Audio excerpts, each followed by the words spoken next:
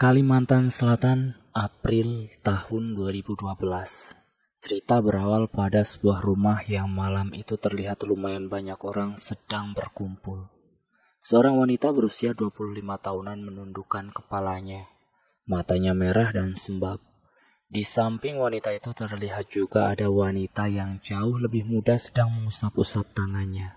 Wajahnya nampak lesu. Kalau memang harus begitu jalannya, kami ikhlas menerima keputusan itu, ujar ibunya Risma. Wanita yang sedari tadi terus menundukkan kepalanya. Wajah para tamunya terlihat agak ketus, terutama ibu-ibu yang memakai baju terusan tanpa lengan berwarna merah tua itu. Ia membuang muka seolah jijik melihat keluarga Risma.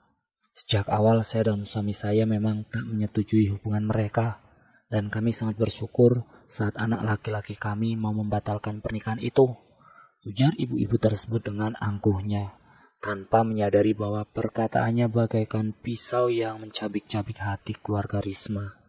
Setelah berkata seperti itu, mereka keluar dari rumah Risma tanpa pamit. Malu, takut, berbagai macam perasaan bercampur aduk di dalam dada Risma.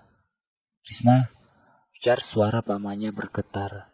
Perempuan itu tak berani sedikit pun menatap kepada sang paman yang sudah berdiri di depannya. Lihat aku, Risma, bentak pamannya. Sudahlah, gak ada gunanya kau memarahi atau bahkan membunuhnya sekalipun. Aku sudah ikhlas dengan semuanya, ujar ibu Risma. Tapi kak, andai anak ini dulu mau mendengarkanku untuk tak berhubungan dengan laki-laki tak berguna itu, pasti sekarang keadaannya tak akan seperti ini. Undangan sudah disebar, hari H pernikahan sudah ditentukan, tapi mereka dengan mudahnya memutuskan secara sepihak. Harga diri kita sudah diinjak-injak, kak. Biarlah, yang sudah terjadi tidak bisa kita merubahnya. Ini sudah menjadi jalan yang ditakdirkan oleh Allah. Mendengar ucapan dari ibunya Risma, lelaki itu berbalik dan berjalan ke arah pintu rumah.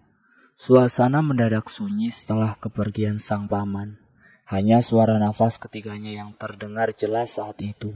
Sudah hampir tengah malam. Kalian tidur, Ki? Suruh ibunya pada kedua kakak beradik tersebut. Risma menatap ibunya. Ma, saya minta maaf ya, Ma. Saya sudah mempermalukan keluarga. Ibunya Risma hanya menghela nafas panjang.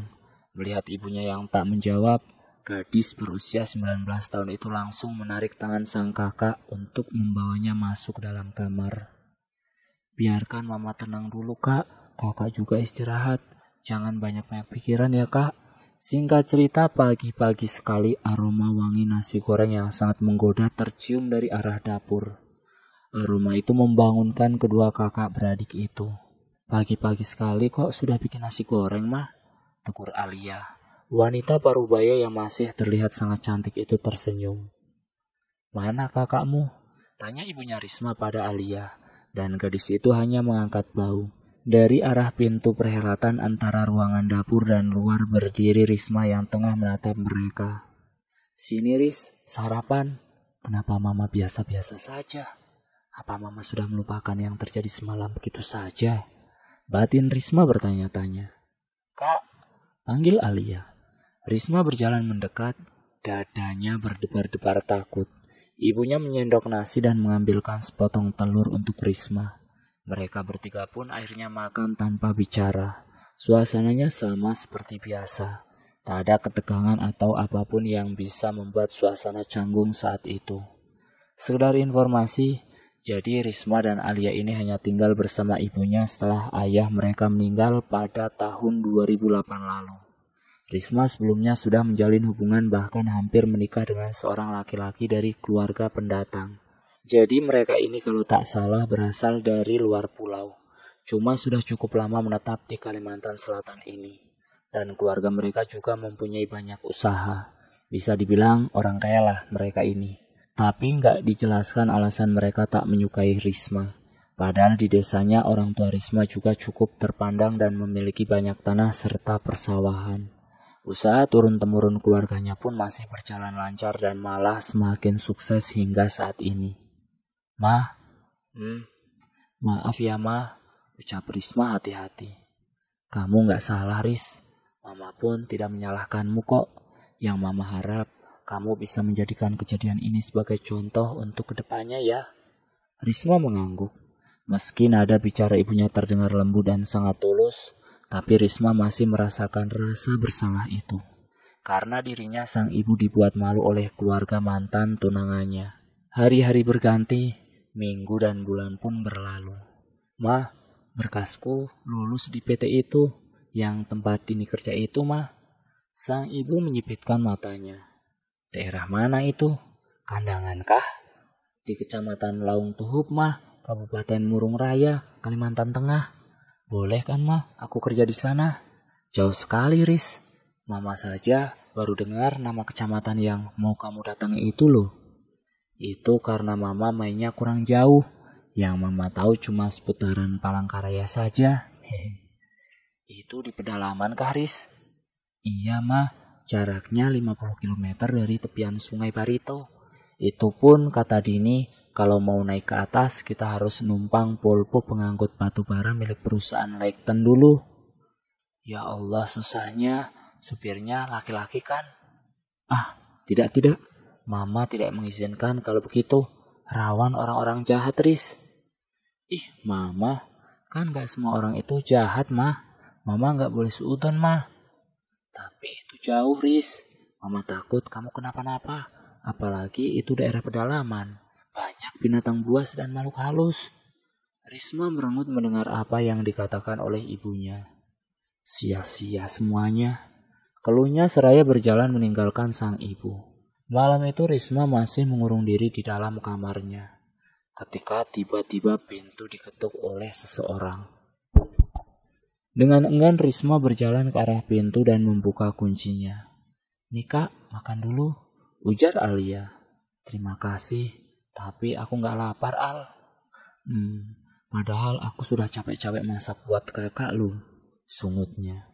Melihat bibir adiknya yang nampak muncung, Risma segera mencubitnya pelan dan lalu mengambil nampan yang berisi sepiring nasi serta segelas teh hangat tersebut dari adiknya.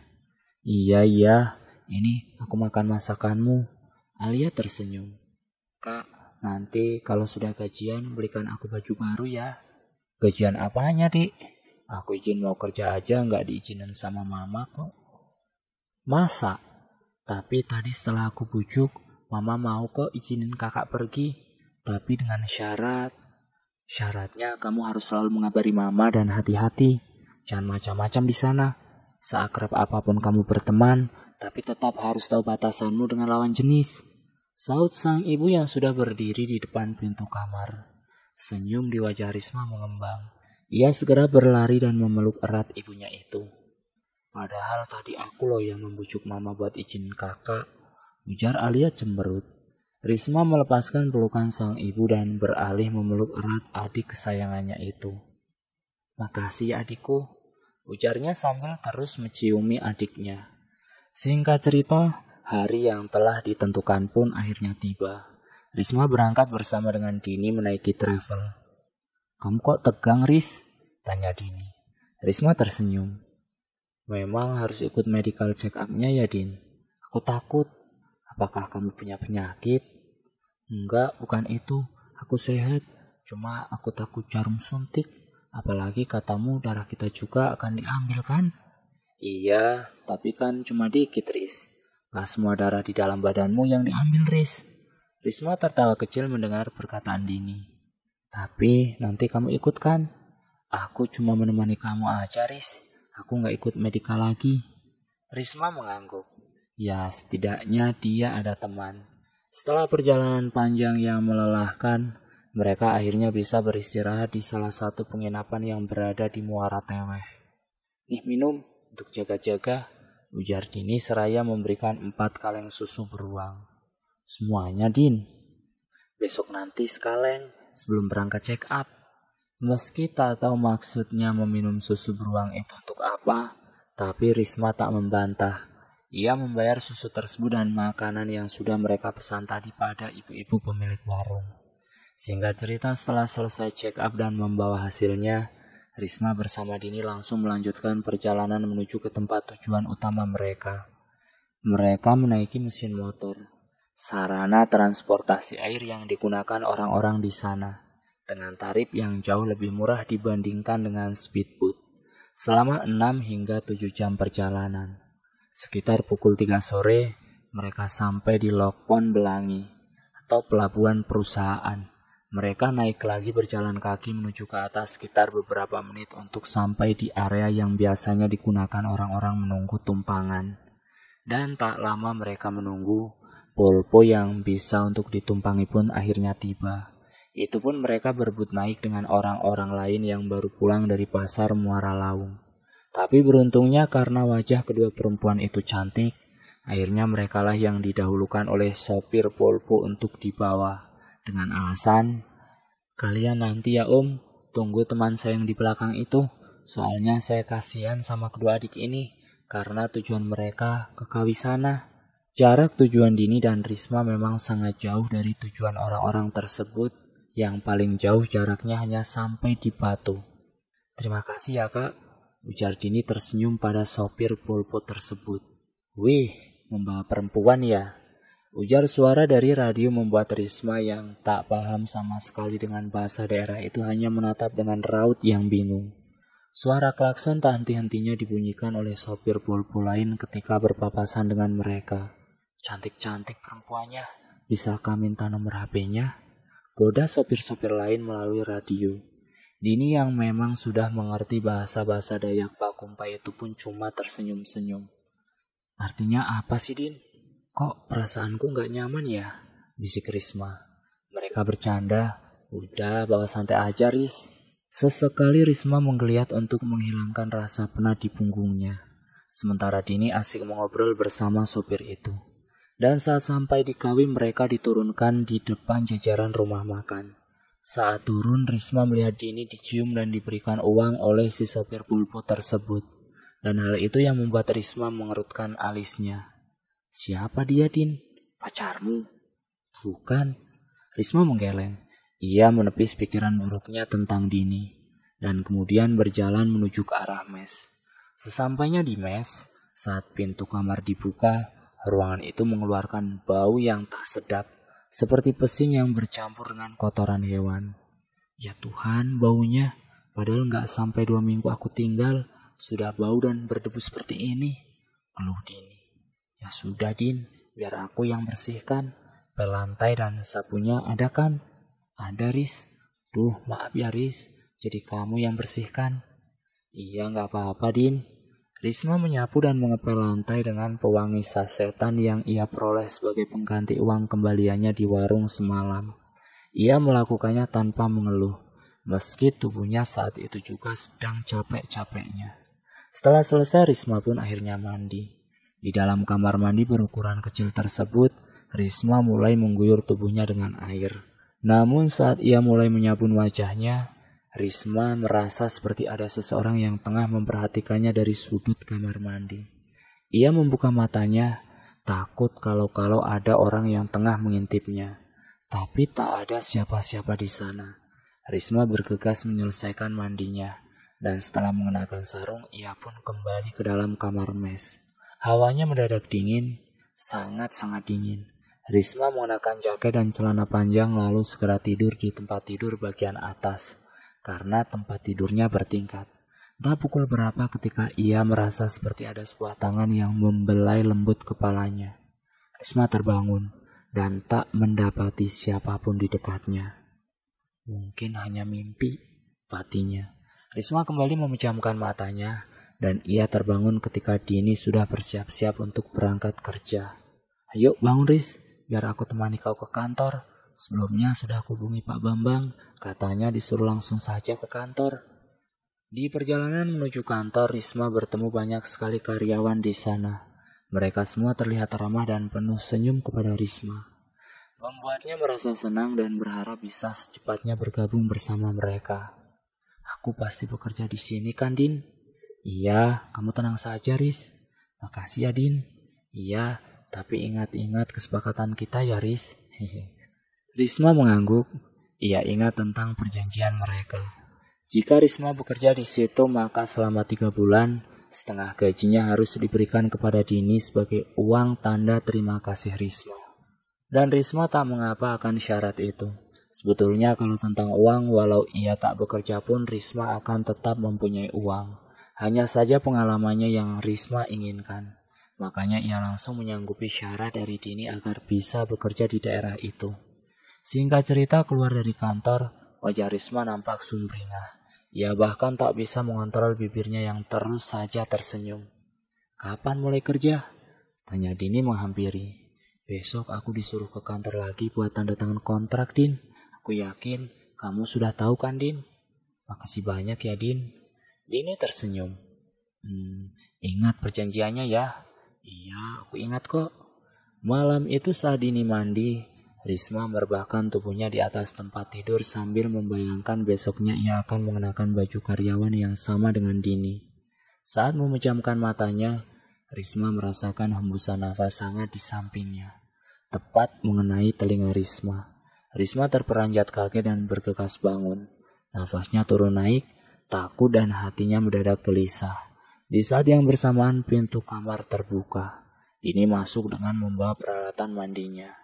"Gak mandi, Riz?" "Ini mau mandi." Risma turun dari tempat tidur. Ia mengambil peralatan mandinya dan berjalan keluar kamar. Di luar sunyi sekali, padahal jam masih belum terlalu larut. Saat sudah berada di kamar mandi, lagi-lagi Risma merasa seperti ada seseorang yang terus menatapnya. "Mungkin ini perasaanku saja," gumamnya. Risma pun akhirnya melanjutkan mandinya. Setelah selesai, ia bergegas keluar dan kembali ke kamar mes. Dini sudah terlelap dengan HP yang masih memutar musik. Pelan-pelan Risma naik ke atas ranjangnya untuk segera tidur. Keesokan harinya, Risma bangun lebih awal dengan wajah yang cerah ceria. Sambil berdandan, Risma membayangkan kembali sosok laki-laki yang hadir dalam mimpinya semalam. Wajah laki-laki itu sangat tampan menurut Risma. Dan anehnya ia merasa ada sesuatu yang berbeda begitu bertemu laki-laki tersebut, walaupun hanya di alam mimpi. "Sudah bangun, Riz?" sapa Dini. "Iya." Hari-hari berlalu, namun Risma masih merasa selalu ada seseorang yang memperhatikannya ketika ia mandi ataupun saat ia tertidur. Hingga akhirnya karena lama-kelamaan Risma sudah terbiasa dengan apa yang ia rasakan itu. "Aku tahu mereka itu ada. Dan selagi mereka tidak menggangguku, aku akan menganggap itu biasa-biasa saja," ujar Risma. 2 minggu sudah Risma bekerja di sana. Dan selama 2 minggu itu pula lah Risma sering bermimpi bertemu dengan laki-laki tampan tersebut. Kadang-kadang berhelat malam, 2 malam sekali atau 3 malam sekali ia bermimpi tentang laki-laki itu. Dan setiap kali ia bermimpi tentang si laki-laki tampan tersebut, baginya Risma pasti merasakan kebahagiaan yang sulit untuk dijelaskan. Moodnya juga menjadi sangat baik sepanjang hari. Selama ia kerja di situ, ada 3 orang laki-laki yang berusaha mendekatinya. Namun Risma tak merespon ketiga laki-laki tersebut. Dan ketertarikan ketiga pria itu rupanya dimanfaatkan oleh Dini tanpa sepengetahuan Risma.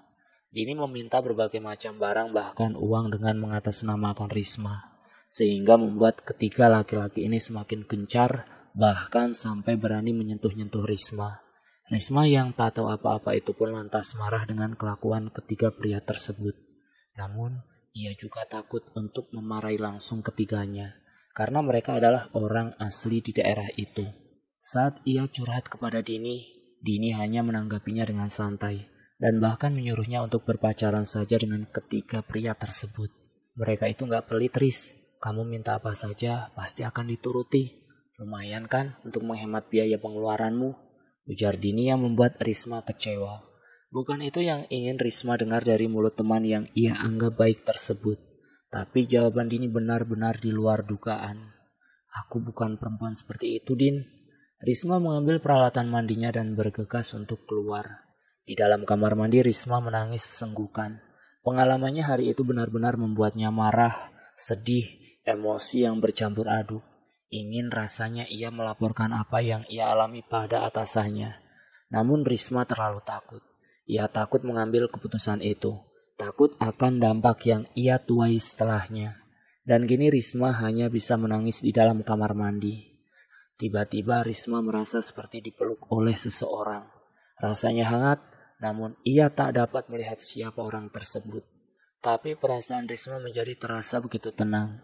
Dan ia membiarkan hal itu berlangsung sampai pintu kamar mandi diketuk oleh seseorang dari arah luar. "Masih lama ya?" tanya suara tersebut. "Sebentar," jawab Risma lalu mengambil peralatan mandinya kemudian ia keluar. Risma duduk menunggu di depan kamar mandi. Suara guyuran air terdengar dari dalam. Tak beberapa lama kemudian perempuan itu keluar dengan rambut yang masih basah. "Kamu ngapain?" tanyanya. "Mau mandi." Lah, tadi perempuan itu lalu duduk di samping Risma. "Kenalin, aku Fitri. Kamu sekamar sama Dini kan?" "Iya, aku Risma," jawab Risma seraya mengangguk. "Si Dini gimana sama kamu?" "Baik-baik aja kok. Memangnya kenapa?" Fitri menarik nafas panjang. "Semua karyawan tahu gimana kelakuan si Dini itu. Makanya gak ada yang mau sekamar sama dia. Temannya juga cuma kamu. Tapi menurutku dia orangnya baik kok. Baik sekali malahan." Fitri tersenyum kecut. "Kalau dia baik, dia gak bakalan jual nama kamu sama laki-laki itu," ujar Fitri lalu beranjak dari duduknya.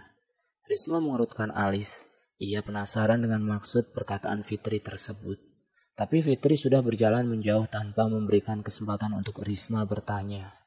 Kemudian cepat-cepat Risma mandi. Setelah selesai, ia langsung berlari-lari kecil menuju ke kamar. Malam itu Risma lagi-lagi bermimpi bertemu dengan laki-laki tampan tersebut. Namun kini laki-laki itu berbicara kepadanya. Dan saat Risma terbangun, jantungnya berdebar-debar kencang. Ada perasaan aneh mengalir begitu saja. Ia tersenyum begitu mengingat kata-kata laki-laki yang mengaku bernama Amir tersebut. "Aku sudah lama menyukaimu. Dan aku akan melakukan apapun untuk membuatmu menyukaiku. Bila kau izinkan, aku akan menjagamu, bahkan dari sebutir debu." Ah, kenapa laki-laki seperti itu adanya cuma di mimpiku? Coba andaikan dia nyata. Tanpa dia minta pun, aku akan mengejar-ngejarnya, gumam Risma. "Kenapa, Ris? Kayaknya senang sekali kamu," tegur Dini. "Aku mimpi bertemu pangeranku, Din. Dia tampan dan sangat penyayang. Dia bilang akan menjagaku bahkan dari sebutir debu. Manis sekali kan, Din?" Dini menatap Risma dengan alis yang mengerut. Ia berjalan ke arah Risma, lalu menempelkan punggung tangannya di dahi Risma. "Gak panas?" "Apa-apaan sih, Din?" ujar Risma seraya menepis tangan Dini dari dahinya. "Kau berhayal terlalu tinggi, Ris. Makanya aku cek, siapa tahu kau sudah gila," kata Dini diikuti tawanya. Risma dan Dini berjalan beriringan keluar dari kamar mes. Di area tempat mereka bekerja, banyak sekali karyawan yang bercerita tentang salah satu dari laki-laki yang pernah kurang ajar pada Risma itu mengalami kecelakaan tunggal saat pulang dari warung makan yang berada di Kawi tadi malam.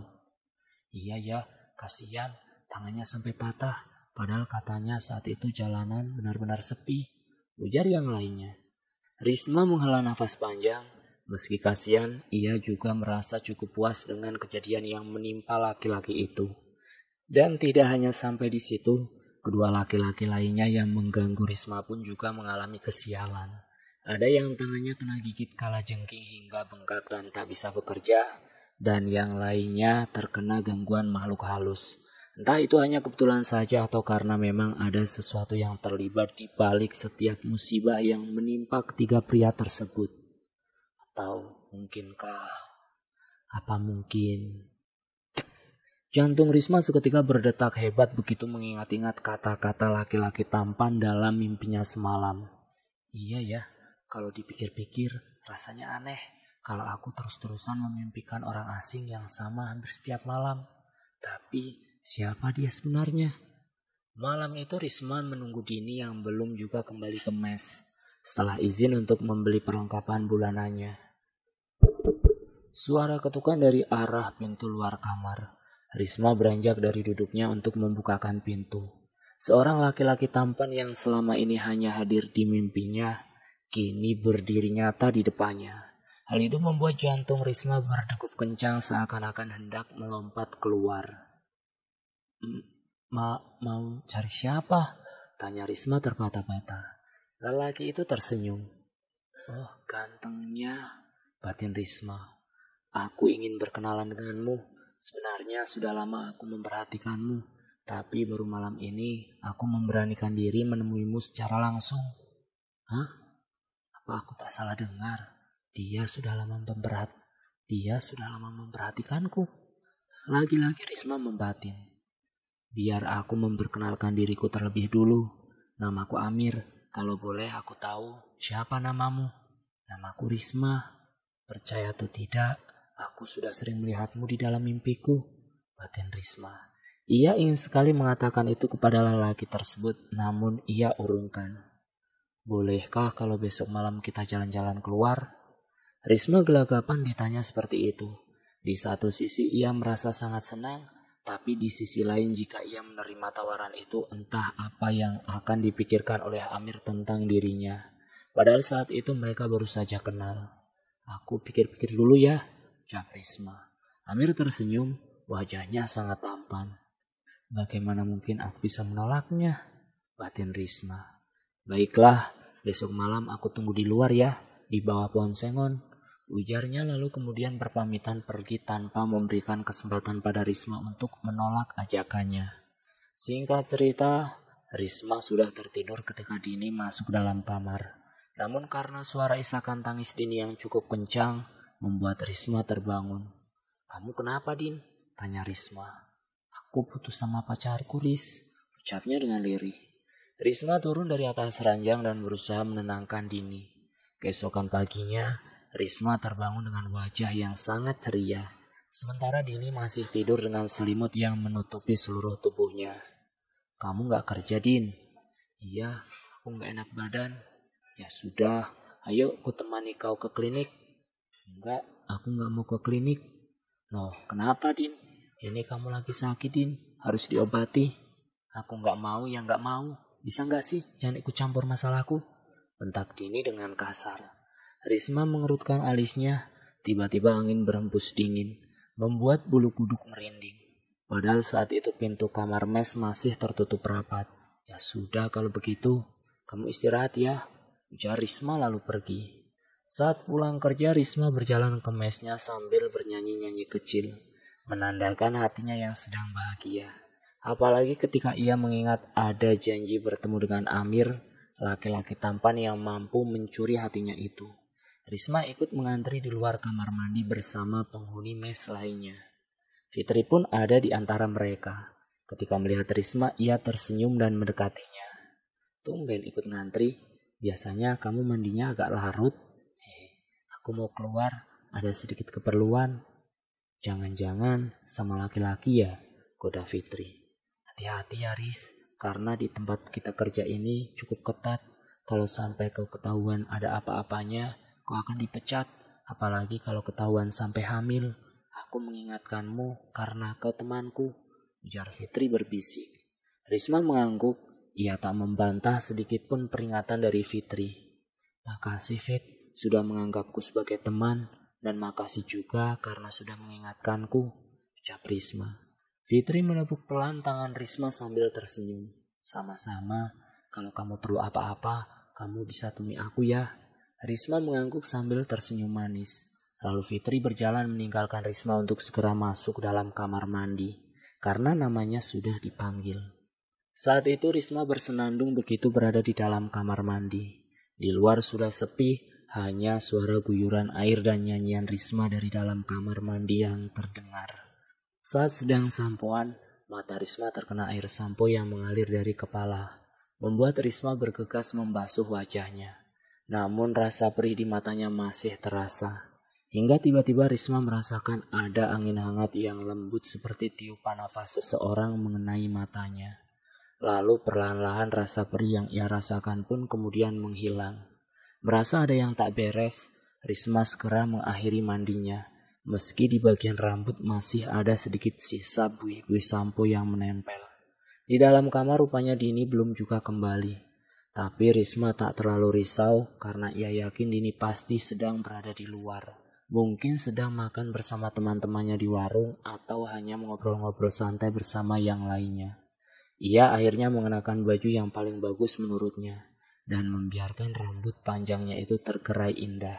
Saat melewati pos security, Risma izin keluar untuk membeli barang-barang keperluannya. Ia harap-harap cemas takut-takut kalau tak diizinkan. Tapi rupanya security yang baik itu memperbolehkan saja Risma keluar. Risma yang memang orangnya tak pelit itu pun memberikan uang rokok pada Pak Security-nya. Meski ditolak, tapi Risma terus memaksa. Sehingga mau tak mau security itu terpaksa menerimanya. Di luar udara sedikit dingin. Dan Risma berjalan pelan menuju ke arah jajaran pohon sengon yang berjarak tak terlalu jauh dari pos security. Ia melihat seorang laki-laki tengah bersandar di salah satu pohon sengon. Laki-laki itu adalah Amir. Ia mengenakan pakaian yang terlihat sedikit aneh bagi Risma. "Kamu menunggu sudah lama ya? Mau seberapa lama pun, aku akan tetap menunggumu," ujar Amir seraya tersenyum. Senyumnya begitu sangat manis, membuat pipi Risma memerah. Laki-laki itu mengajak untuk berjalan kaki menuju ke arah jajaran warung. "Bagaimana kalau kau belikan makanan untuk kita? Ini uangnya," ujar Amir memberikan beberapa lembar uang 100 ribuan. Mata Risma terbelalak. Masa iya harga lalapan di daerah ini semahal itu? Batin Risma menatap lembaran uang yang diberikan oleh Amir. Amir mendadak tertawa. "Selebihnya untukmu," ujarnya. Risma semakin bertambah bingung. Bagaimana bisa seorang laki-laki yang baru saja mengajaknya untuk jalan tiba-tiba memberikan uang yang jumlahnya tak sedikit dengan sukarela. Risma berpikir pasti ada sesuatu yang diinginkan oleh Amir darinya. "Maaf sebelumnya, tapi kalau kau berpikir aku adalah perempuan yang bisa dibayar, kau salah besar, karena harga diriku tak sebanding dengan uangmu," ujar Risma. Amir terdiam, mulutnya ternganga sedikit mendengar perkataan Risma. "Aduh, maaf Ris. Aku sungguh tak bermaksud merendahkanmu dengan uang ini. Tapi yang ku tahu, kebanyakan wanita suka dengan uang. Makanya aku berpikir untuk memberikan yang banyak untukmu." Risma menarik nafas panjang, tapi ia melihat raut penyesalan pada wajah Amir. Dan hal itu membuat Risma kemudian memaafkan pria tersebut. Risma menyeberang jalan dan menuju ke arah warung makan. Ia memesan 2 porsi makanan. Namun saat sedang menunggu makanan siap, Risma digoda oleh 2 orang laki-laki yang sedang minum kopi di warung tersebut. Mereka mendekati Risma untuk meminta nomor teleponnya. Tapi Risma tak menanggapi dan berpindah duduk di meja lain. Tiba-tiba saja seorang di antara keduanya mengeluhkan sakit perut, hingga membuatnya terpaksa harus menumpang ke toilet warung. Risma tersenyum melihat sedikit warna kuning yang terlihat keluar dari celana lelaki itu. "Terima kasih," ucap Risma saat menerima pesanannya. Tapi pemilik warung itu hanya mengangguk dan tak menjawab ucapan Risma. Risma tersenyum malu saat berjalan keluar. Kebiasaan di Kalimantan Selatan terbawa sampai sini. Malunya aku gak direspon, gumam Risma. Mereka duduk di warung kecil dan makan di sana. Sesekali Risma curi-curi pandang pada laki-laki itu. Namun di sekian kalinya ia mencuri-curi pandang pada Amir, Risma terperanjat kaget begitu melihat mata Amir nampak menyala. Mirip seperti mata kucing yang terkena sorotan cahaya. Tapi begitu ia melihat mata Amir lagi, matanya itu nampak normal-normal saja. Mungkin aku yang salah lihat. Setelah selesai makan, Amir mengantar Risma untuk pulang kembali ke mesnya. Risma tersenyum ketika Amir meminta izin untuk memegang tangannya. "Kau gak takut dengan makhluk yang tak terlihat?" "Maksudmu? Jin misalnya?" "Kenapa harus takut? Kata ibuku, kalau kita gak macam-macam dan menghormati apapun itu kepercayaan di setiap tempat, kita gak akan diganggu oleh mereka. Karena kita hidup di dunia ini kan memang saling berdampingan antara yang terlihat dan tak terlihat." Amir tersenyum dan mengangguk. Dini sedang muntah-muntah di luar kamar mes ketika Risma baru saja sampai. "Kamu kenapa, Din?" Dini tak menjawab. Nampaknya ia sudah sangat lemah sekali. "Aku minta bantuan dulu ya, Din." "Jangan, bawa aku masuk ke kamar saja. Aku hanya masuk angin," cegah Dini dengan cepat. Akhirnya mau tak mau Risma memapah Dini untuk masuk dalam kamar dan membaringkannya di atas tempat tidur. "Aku kerokin ya, Din, biar anginnya keluar." Dini mengangguk. Keesokan harinya keadaan Dini semakin memburuk. Wajahnya pucat dan tak bisa mencium bau-bauan. Bahkan mencium parfum Risma saja dia akan muntah-muntah. "Risma," panggil Fitri dari luar kamar. "Iya, sebentar." Saat pintu terbuka terlihat Fitri tengah berdiri bersama seorang perempuan. Ku dengar tadi malam Dini muntah-muntah ya? Iya, Dini masuk angin, jawab Risma. Coba dicek dulu, siapa tahu sakitnya parah, ujar Fitri. Dari dalam, Dini menyaut kasar yang intinya dia tak ingin pergi ke klinik. Jangan ngeyel, kalau sakit ya diobati. Apalagi di sini kan sudah ada kliniknya dan gratis pula. Jadi uangmu tidak akan berkurang, ujar Fitri.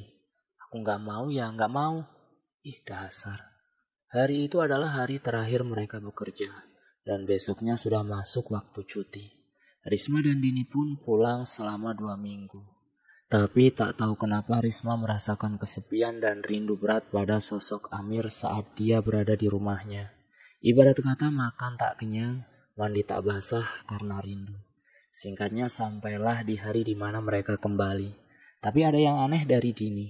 Saat ia memakai baju kerja mereka, perutnya terlihat membesar dari sebelumnya.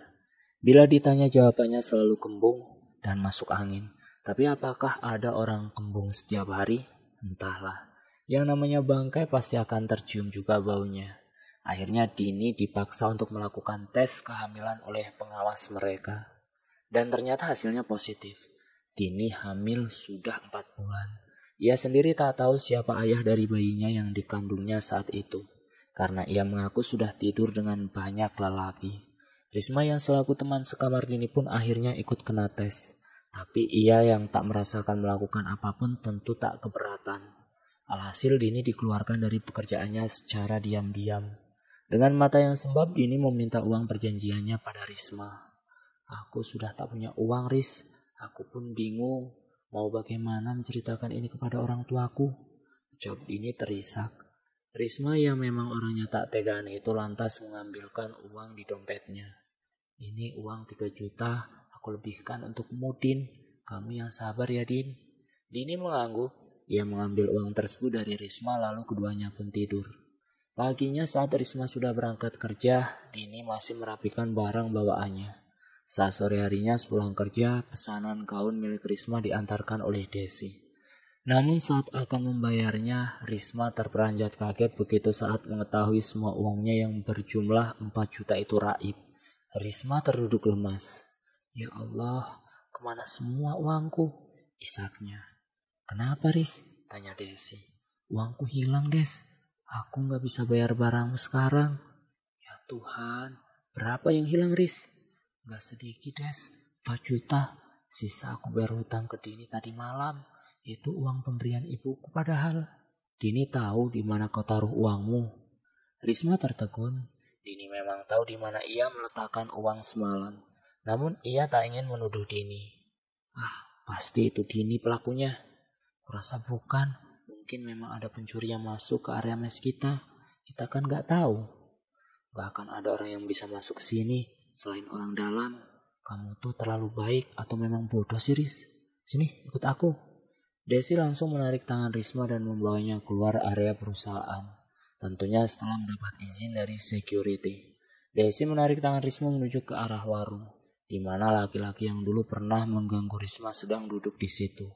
Desi memperjelas semuanya dan si lelaki itu pun mulai bercerita. 1,5 juta kumpulannya yang aku berikan sama kamu, mulai dari barang-barang, pulsa dan uang, sampai makanan. Kata Dini itu semua kamu yang minta. Dan bodohnya aku langsung percaya. Lemas kaki Risma mendengar cerita dari laki-laki itu. Teganya Dini menjual namanya hanya untuk uang. Menjual namamu saja dia tega, apalagi hanya mengambil uangmu. Jadi apakah kau masih gak percaya, Riz?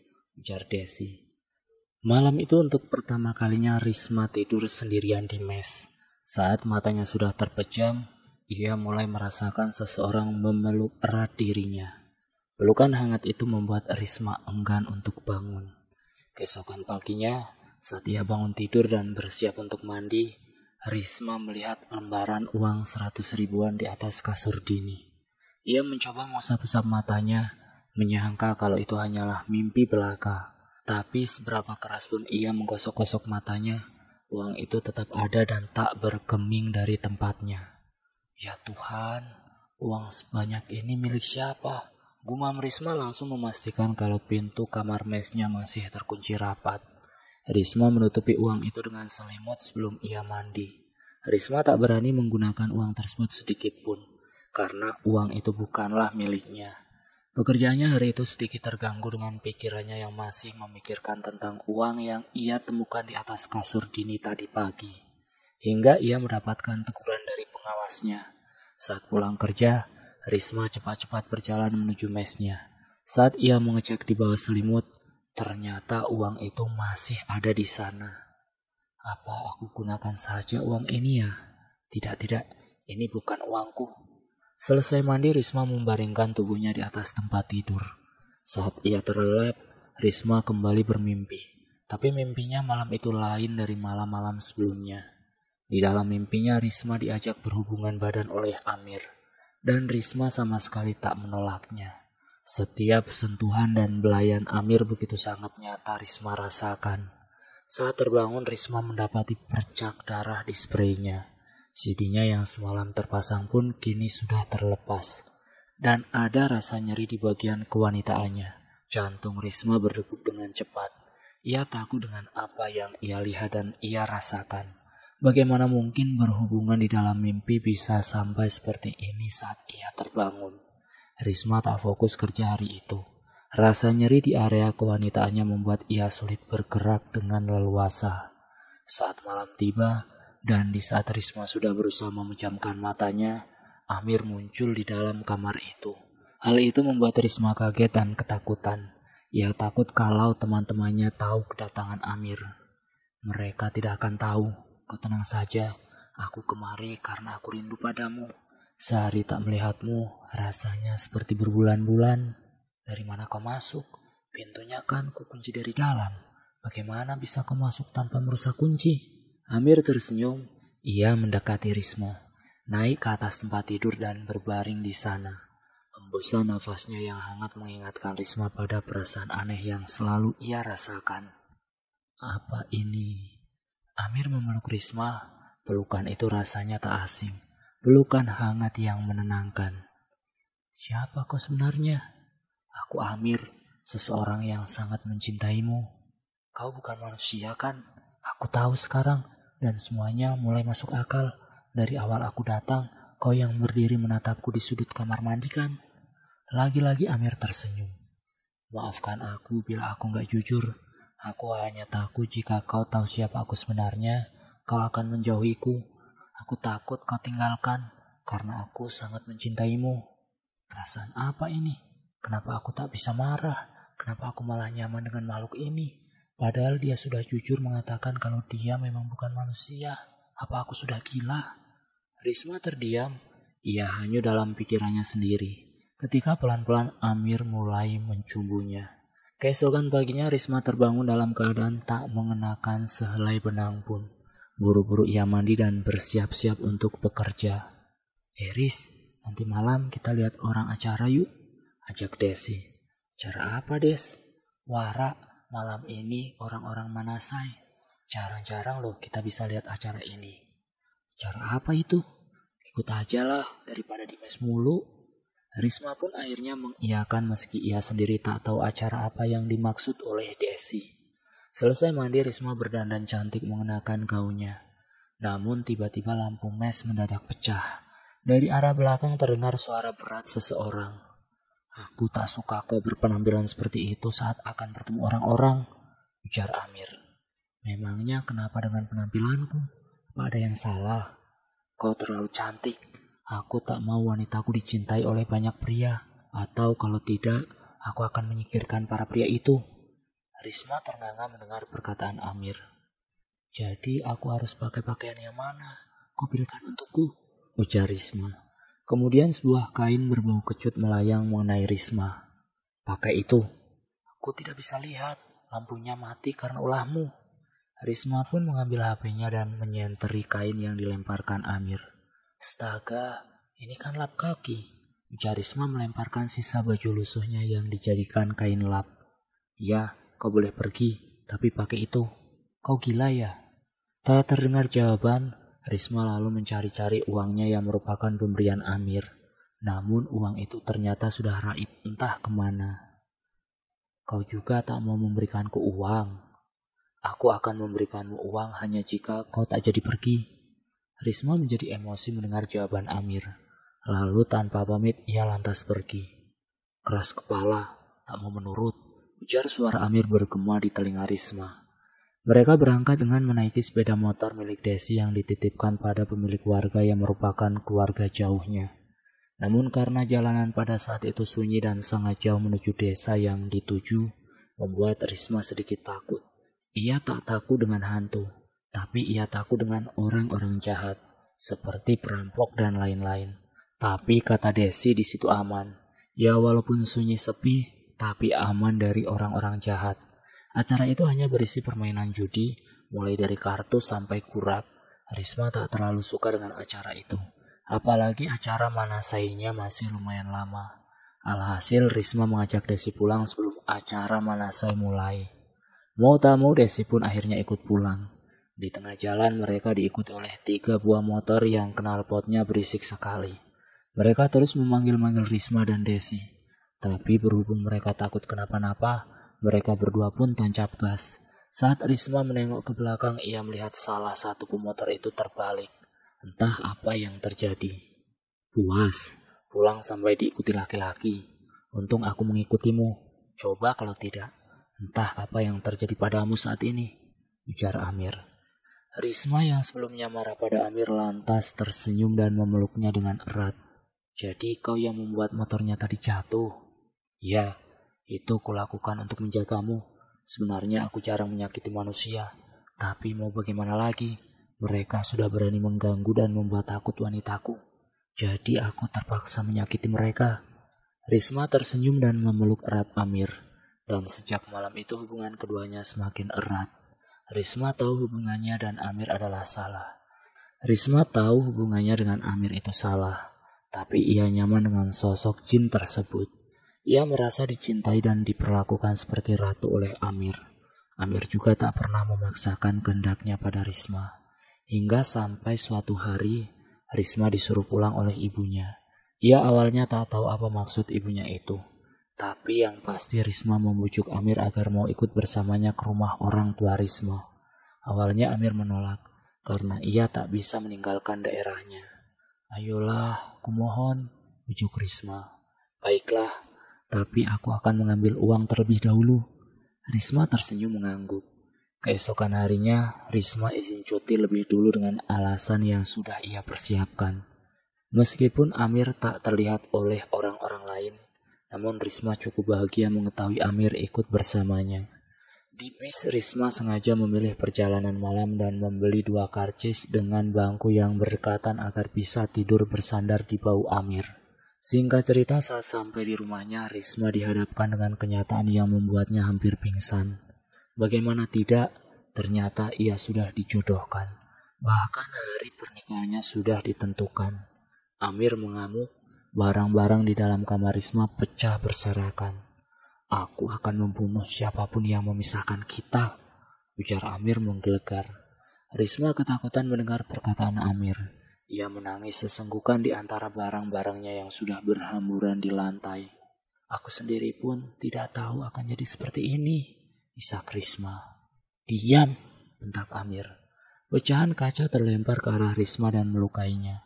Saat Risma menjerit, barulah Amir berhenti berulah. Maaf, kau terluka karenaku.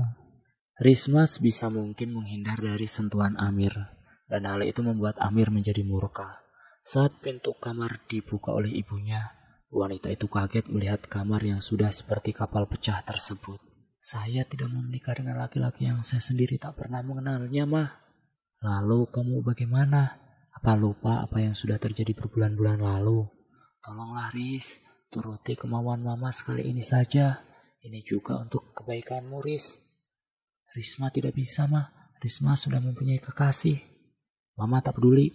Kau ingatkan laki-laki pilihanmu yang dulu. Tiba-tiba ibunya Risma terjatuh dan tak sadarkan diri. Amir, teriak Risma mengundang kedatangan Alia. Ya Allah, Mama kenapa, Kak? Panggil bantuan, Al, cepat. Alia berlari kencang keluar rumah. memanggil tetangga terdekat dari rumah mereka. Namun saat Ali akan masuk bersama dengan tetangga, pintu rumah sudah dalam keadaan terkunci dari dalam. Mereka berusaha mendobraknya, namun pintu dari kayu ulin itu terlalu kokoh untuk didobrak. "Kau ikut aku," ujar Amir menarik Risma. "Tidak, kau jahat. Aku tidak akan pernah ikut denganmu. Kau milikku." Dan tiba-tiba suara kaca jendela yang dipecahkan terdengar. "Tolong!" teriak Risma. Untungnya salah satu tetangga mereka tersebut ada seorang guru ngaji dan sedikit paham dengan hal seperti itu. Beliau melakukan komunikasi dengan jin tersebut. Namun jin laki-laki itu rupanya sangat kuat dan alot untuk diusir. Bahkan tasbih di dalam saku baju ustadz tersebut sampai terlempar di udara. Suara geraman itu memekakan telinga, membuat Risma, Alia dan 2 orang lainnya jatuh tak sadarkan diri. Dan saat terbangun keadaan sudah tenang. Risma pun sudah tak melihat keberadaan Amir lagi. Adzan subuh lama-lama terdengar dari toa musola di desa itu. Ustadz itu menarik nafas lega ketika melihat Risma sudah siuman. "Alhamdulillah, kita belum terlambat. Walaupun kau tak jadi dinikahkan, jin itu tetap akan membawamu ke dunianya. Dan jin itu hanya mengulur waktu sampai kau benar-benar yakin untuk ikut bersamanya. Untung semuanya belum terlambat." Dunia Risma seakan runtuh seketika. Bagaimana tidak? Karena ia sudah menyerahkan dirinya secara sukarela untuk memuaskan nafsu jin tersebut. Kepalanya mendadak pusing. Risma menangis sekencang-kencangnya menyesali apa yang sudah ia lakukan selama berhubungan dengan Amir. Ia bahkan hampir membuat sang ibu terbunuh. "Ya Allah, apa yang telah aku lakukan?" isak Risma dengan suara bergetar. Hubungan cinta yang menyesatkan dan tak seharusnya terjadi. Risma menyesali dirinya yang mau-maunya menerima sosok itu hanya karena wajahnya yang tampan dan sikap hangatnya. Setelah kejadian itu, Risma jujur pada calon suaminya tentang keadaannya saat itu. Namun laki-laki itu dengan ikhlas mau menerima Risma. Dan sekarang alhamdulillah rumah tangga mereka sudah dikaruniai 2 orang anak. Dan keduanya bukanlah anak kandung dari Risma dan suaminya, melainkan anak adopsi. Karena setelah kejadian itu Risma sudah tak bisa memiliki anak. Rahimnya dirusak secara gaib oleh jin yang pernah menidurinya. Wallahu a'lam bishawab.